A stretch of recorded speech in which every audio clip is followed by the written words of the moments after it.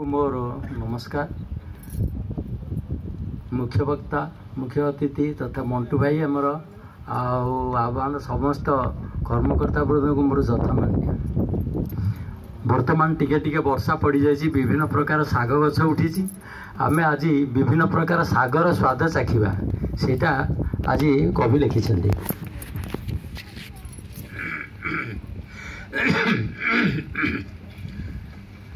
अरे कौशला कनिया खड़ा पत्र परी गढ़ी तोते लो कौशला कनिया सजना सागरे मुग डाली दे सजना सागरे मुग डाली दे खाऊथिबु बसी जाकु जेते कौशला कनिया रंग पोई भारी नालिया सुखा माछ भारी बड़िया रंग पोई भारी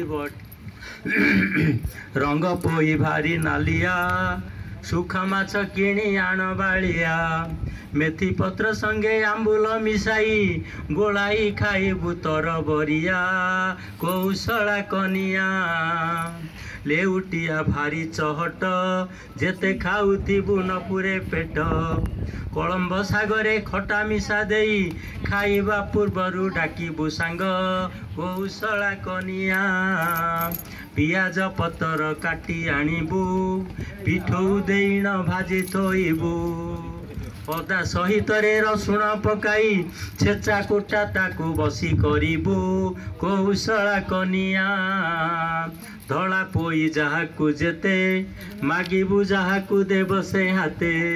बेसन मिसाई लंका गुंड देई मन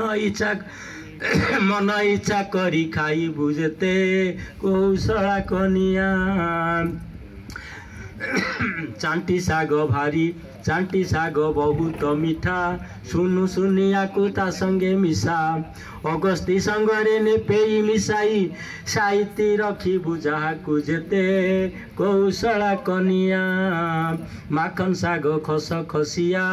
आलू साग भारी बढ़िया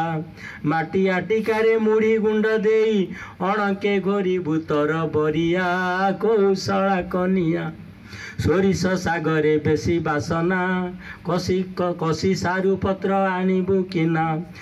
मामुरी साग को धर सिझा करी खाई सारी हाई मारिबु किना कौशला कनिया दिन पूर्ण चंद्र लेखुछि गीते केते खाइबु तु खा संगाते दोष धरिबेनी क्षमा करी देबे अधम रही तुम सहिते कौशला कनिया क्षमा करेंगे। मु 11 तारिख दिन पढ़ी अधम पुरुष अधम नारी आज आ पढ़िया समय नहीं उत्तम पुरुष उत्तम नारी पढ़ी था आउ दिने शुणेबी। धन्यवाद।